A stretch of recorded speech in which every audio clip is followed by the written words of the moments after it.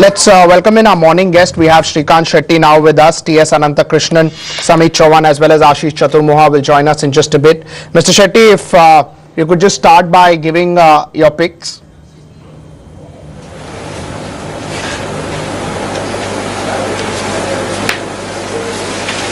A couple of picks. Good morning. A couple of picks from a trading and investment perspective. One is Tech Mahindra, which we've been consistently recommending for some time now. And as I said, in terms of uncertainty, we've been looking at sectors which will relatively be unaffected, and that is one of them. And it is one of the better plays in the technology pack, where we think margins and volumes will see improvement. The worst seems to be behind here, and things on the business front, we should see improvement going ahead.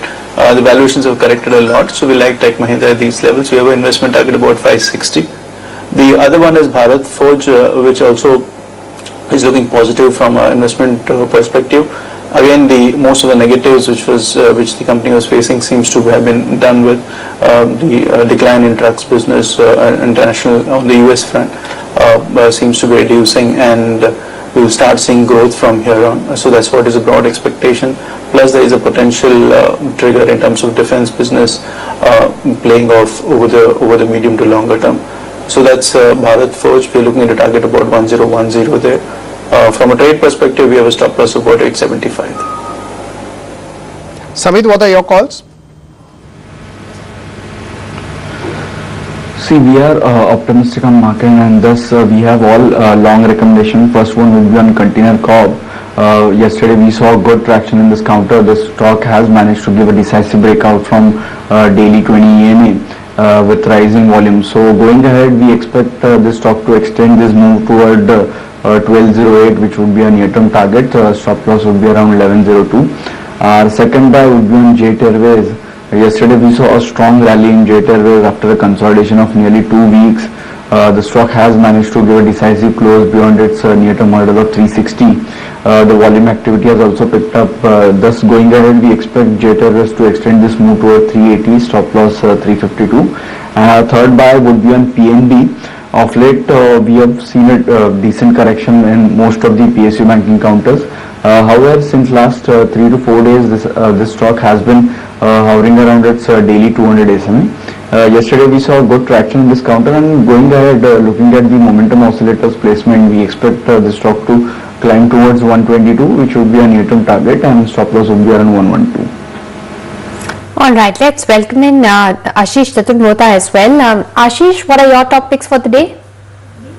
Hi, good morning. My first pick would be a long call on ONGC. We are witnessing a good amount of strength in the entire crude space, and I think ONGC would be the best play in the current scenario, where the stock has already formed a strong inverted head and shoulder, and I think we have seen a very strong addition in terms of open interest as well. So I think the stock has a potential to test 300, 310. Sorry, I think it's 205, 210 kind of levels on upside, and on downside I think 287 should be kept as a trading stop loss. So ONGC looks very strong. My other pick would be a long call on IGL. You just said 210. It's 310, right? For ONGC. Yes, I think it's 210. The target. No. Okay, because of the bonus, it's revised. Yeah, that's what you're trying to say. Yeah. Okay. My other pick would be a long call on IGL.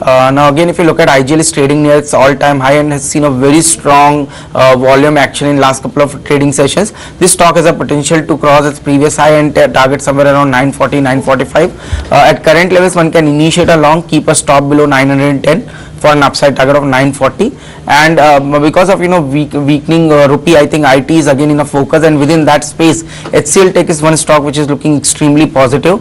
On the daily and weekly chart, the stock has given a fresh breakout above 820 levels, so one can initiate a long at current levels, keep a stop below 815, and an upside can look for a target of 855, 860 levels. All right, let's focus on some macroeconomic data that came out. We got the core sector data for the month of November. Auto numbers continue, Anisha, so we focused on a lot of numbers, but a couple of them came out post market hours. All right. Wanted to ask you, Shrikant, have you had a look at some of the housing finance companies? We were expecting them to react positively after the Prime Minister's announcement on New Year's Eve. While smaller ones like GRU and Repco, did perform positively, we saw HDFC and LIC Life Insurance, Housing Finance, LIC Housing Finance, quite a cut. Can you tell us what's going on? Is there a belief that only a particular category of housing finance companies will do well while the stress for the others will continue? How do you read into this?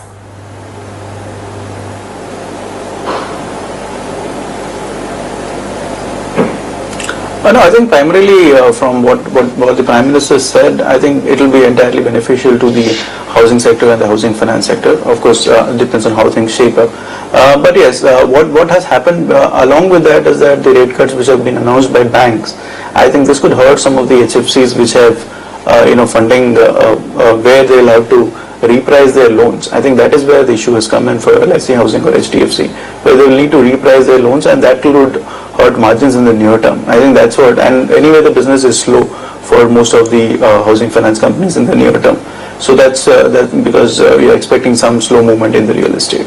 Though over a longer term, yes, I think the housing finance remains a very, very good story, and the low cost affordable housing space would obviously be better placed than the premium segments. So clearly the smaller financiers, who are catering to the affordable housing segment would be better off. And the other aspect which I talked about is the borrowing thing, where there is more bank borrowings, they will be better off because the bank borrowing cost will probably get reduced. So that is also a factor which the market is considering. All right. Ashish, what kind of build-up are we seeing in some of the bank names? Yesterday, the bank nifty hugely underperformed in the frontline indices. The bet wasn't bad, but the banks were just not moving and were being a big drag on the markets. What kind of build-up are we seeing there? See, as of now, definitely we have seen a lot of short build-up happening in most of the PSU banking basket. But in terms of price action, what we are witnessing is that at a lower end of the range, most of these stocks are finding some support, and we are not witnessing a major correction in the prices. That gives me a sense that at some point of time we will start seeing some amount of short covering from current levels. So I'll not be on the shorting side of the banking space at the current levels. I believe that yes, definitely the entire trend on a longer term looks little bearish, but at this point of time we expect most of these names to see some kind of short covering, and within that space I think SBI, HDFC Bank and Yes Bank, these are the three counters where I think there can be a good amount of pullback from current levels. T.S. Ananthakrishnan, Managing Director at Varanium Capital Advisors, is also now joining us this morning. What are your sectors or stocks that you would be overweight on, Anantha? So we believe, from a consumption standpoint, I think the pickup will happen in a quarter or two. So we are bullish on autos, cement, some of the private sector banks, pharmaceutical and technology. So those are broadly the sectors that we are bullish on. Obviously, there are opportunities in the regulated utility space too. So if you look at our existing portfolio, we would be avoiding some of the we would be picking up some of the consumption oriented. We'll still be avoiding the investment led cycle because we're not seeing visibility out there yet. What will be your view, Anantha, on housing finance companies, especially after the fall yesterday, something like a LIC Housing? Do you think that there could be some worries in the near term? No, I think the issue really is in terms of the margin pressure that these guys would effectively have, given what SBI has done. 90 bips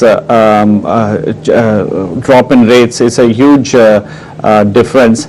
I mean, if you look at the likes of Divan Housing and LIC Housing Finance, I think incrementally you will see that the cost of funding has also started to come down. I mean, in the last 2 quarters, the cost of funding has gone down by 20 to 30 bips for these guys, for these companies, and therefore, yes, there will be an impact potentially, but that will be offset in terms of volume growth, which is likely to happen, and volume growth growth will not happen just because lending rates have come off.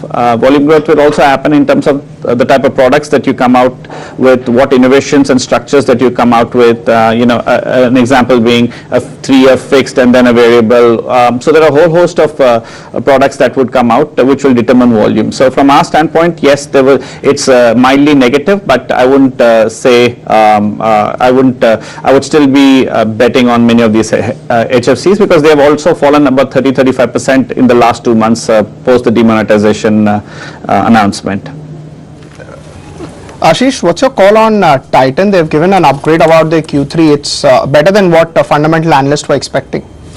Yeah, definitely. I think that is being built up in the price, and the stock has formed a double bottom formation around 300 odd levels, and we have seen a good amount of uptick in the price as well as the volume since the stock has hit this 300 mark. Now from the current levels, I think still there is a lot of potential, and on upside we might see this stock testing 355. 60 kind of levels. So at current levels it's a buy, and on downside I think 325 should continue to act as an important support. Keeping that as a stop loss, I think one can look for a target of 350 by 360 levels. But now also one can buy, or 325 or closer to that? No, I think at current levels one can buy. 325 should be kept as a trading stop loss.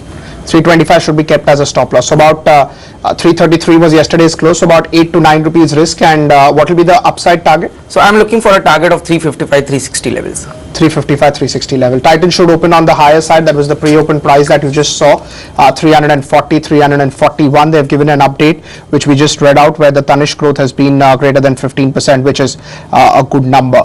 Prices to start coming any moment now. We should get the first tick in just about a few seconds time. Nifty is expected to open slightly on the higher side. There you go with the opening bell. Nifty is up about 15 points, 8,195. Asian Paints is up 0.5%. Aurobindo Pharma is 1 rupee down.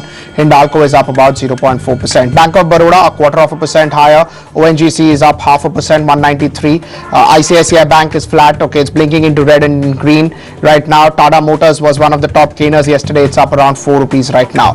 BHEL is up 0.7 or about 0.5%, one can say. Tata Steel was among the gainers yesterday. It's down right now. And you can see that Nifty has also slipped into the red, so it's now down about 2 to 3 rupees. Power Grid is, I think, the top gainer on the Nifty pack, 0.6.7% higher for Power Grid, just about 29,000 shares, but it's not a very, very well traded counter, so maybe 29,000 is also a decent amount of volume. Tata Motors is the second top gainer, which is up around 0.6%, so that's having good volumes of 1.5 lakh shares, but it's one of the best traded counter. DVR is also up around 16,000, with 16,000 shares in terms of volumes is at about 310. ONGC, BHEL, Asian Paints are some of the other names. Titan is up around 1.6%, 40,000 shares traded for Titan. Remember, they gave that update, and the street would probably be happy by that upgrade. It's up around 1.5%. Bharti Airtel, some news flow regarding acquisition or what's happening on the acquisition side. It's up around 0.25%, 311, 312 for Bharti Airtel. Idea is also in news, but absolutely flat right now for Idea. Really no change, one can say, for Idea Cellular. So about 75 rupees for Idea Cellular. Bajaj Hindustan wanted to sell one of their plants. They've got approval, so it's up around 3.5%. Let's also look at some of the other names. So NHPC is up about 0.75%. Power Grid was a stocks in news. We saw it was among the top gainers as well. Let's just pull up TVS and Hero as well. They are reacting to their numbers. So TVS and Hero, both the numbers were slightly on the lower side, but again, it was on the expected lines. Not that anybody would be surprised, especially after once we spoke to Bajaj yesterday that what has happened. So TVS is down 2%, 84,000 shares traded. Hero MotoCorp is down about 1.5, back below the levels of 3,000. Okay, it's gone now. As we are speaking, it's gone above the level of 3,000. So these are some of the stocks that are reacting to any news flow. Anisha, any stocks that you can pick up with good volumes? All the sugar stocks, Pankaj, the sugar stocks started buzzing a day earlier, and today as well we're seeing strong moves. Balrampur Chini up 5%, Ogar Sugar, Dhampur Sugar, Uttam Sugar Mills, Bajaj Hindustan, Sri Renuka Sugar, all sugar stocks are buzzing. And now I think for the third straight day, sugar really seems to be a space that is looking very sweet. We've got Hindustan Constructions up 5%. We also have Kolte Patil, Aban Offshore and NBCC seeing strong gains today, and volumes are slightly higher in all of these counters. On the losing end, we're seeing LIC Housing Finance see that selling pressure intact it's down about 1.5%. And some of the state-run banks, PNB, SBI, also seeing a little bit of selling. The selling is not severe, but on volumes, these are the stocks moving lower. Shrikant, have you had a look at the sugar stocks? We did speak to the Sugar Association, and they did mention that they had made a representation to the Finance Ministry that they be given some relief when it comes to restructuring of their loans. Ever since that meeting, I think early next week, the sugar stocks seem to be buzzing. Would you buy into any of this? Do you like any of the sugar stocks?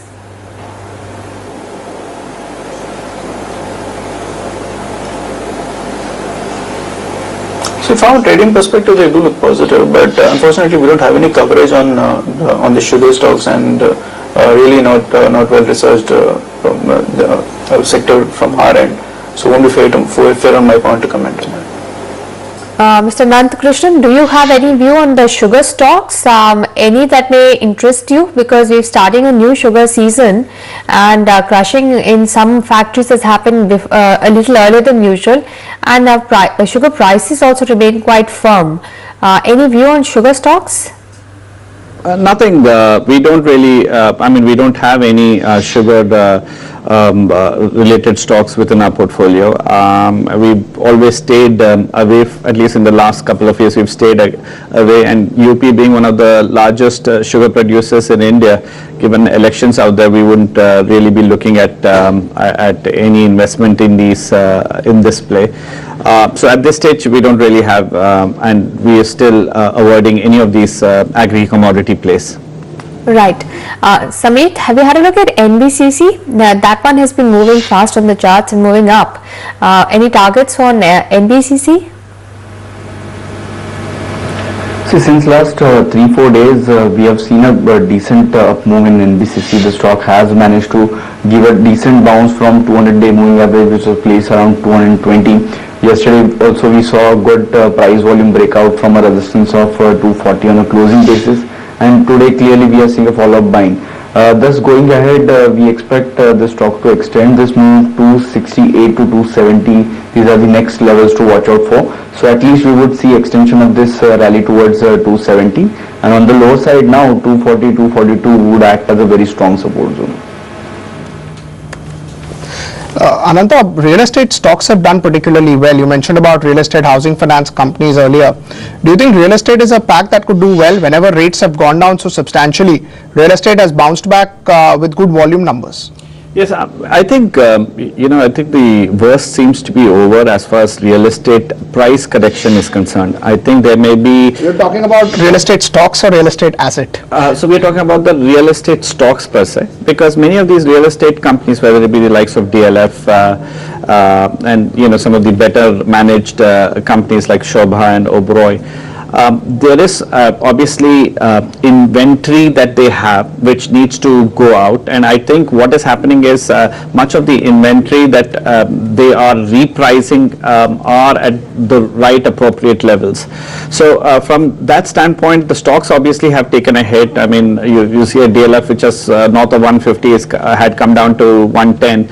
At these valuations, and given the trajectory that we are seeing with the interest rates going down, you're not going to see an immediate bump up in real estate, but what will happen is the fall from these levels seem extremely limited, and from a risk reward perspective, if you take a 2 to 3 year view and assuming that India is going to do well in the next 3-4 years, then real estate typically comes back in the third cycle of on the third year of a bull run. So from that standpoint, given valuations, given where the current debt to equity positions are for many of these companies, I think there are opportunities in this space, and specifically we do like DLF in this space given what they have done.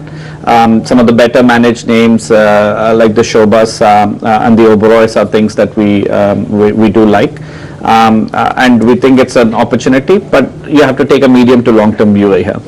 Right. I just wanted to understand, when you talk about valuations of these companies, it's meaningless to look at EPS because their growth rates have not been quite good.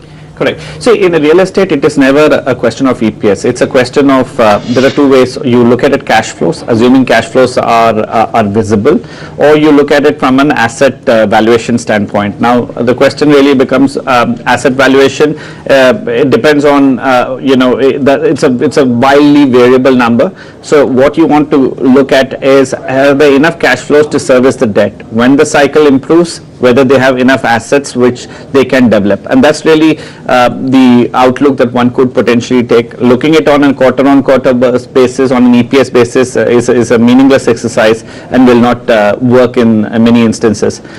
Many of these real estate companies have also converted their properties into rental yield properties, and once listing of many of these through REITs come about, there will be predictability of cash flows which will help in the valuation kind of setting a floor, and whenever the cycle turns and sales start to improve, I think that's the option value that you have on many of these companies. Ashish, any view on DLF?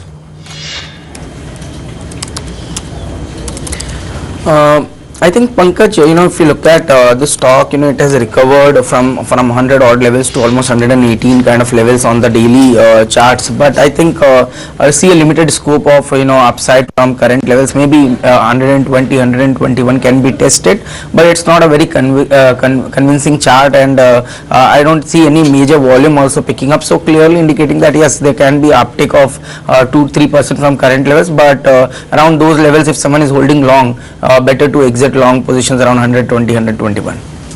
Shrikant, as far as PVR is concerned or Inox is concerned, do you think that the impact of demonetization on those consumption areas would be very limited, and that's why price correction offers an opportunity to buy?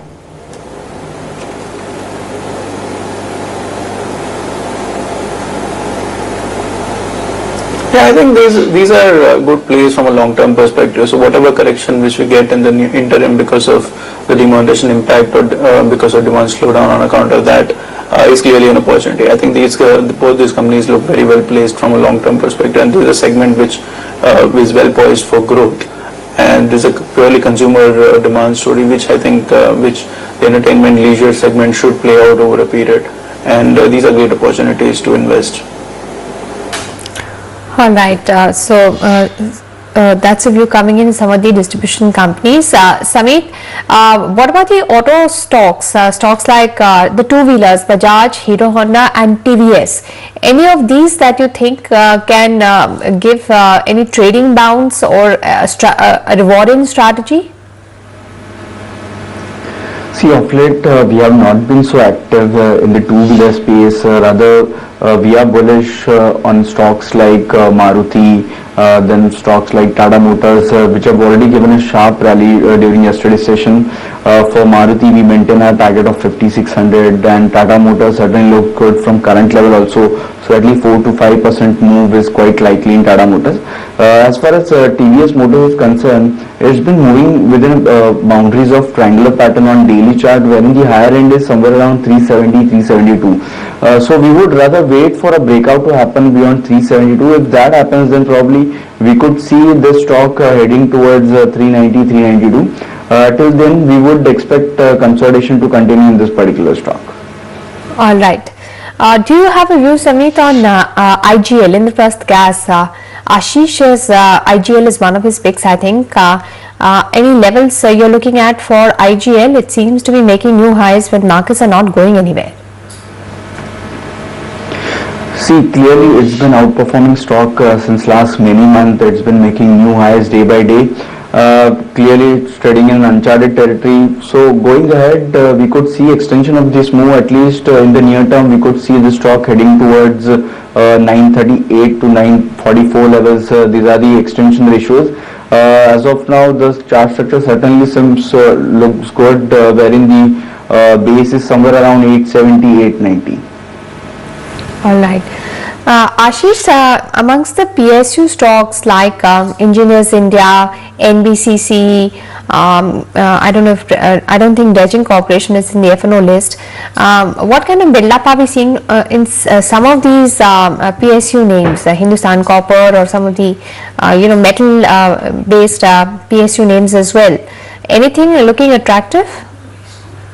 So within that space in the PSU basket, I think stocks like Power Grid, REC, PFC would be my preferred pick, because I think there we are witnessing a lot of build up happening, and continuously if you look at in terms of rollovers also, we have seen a very positive rollovers in last 2-3 months in stocks like Power Grid, REC, PFC. So I think within that, Power Grid is one stock which looks very interesting. I think stock has a potential to cross 200 mark in days to come. So I think at current levels one can initiate a long in Power Grid, keeping a stop below 182, and an upside can look for a target of 200 levels in Power Grid. All right, thank you gentlemen for joining us on NDTV Profit today. We'll ask Anant Krishnan to stay with us, but Ashish, as you go, please leave us with the disclosures. Yes, a few of these stocks which we have recommended is already have been discussed with our clients. I do not have any personal holding in any of them. Shrikant, your disclosures?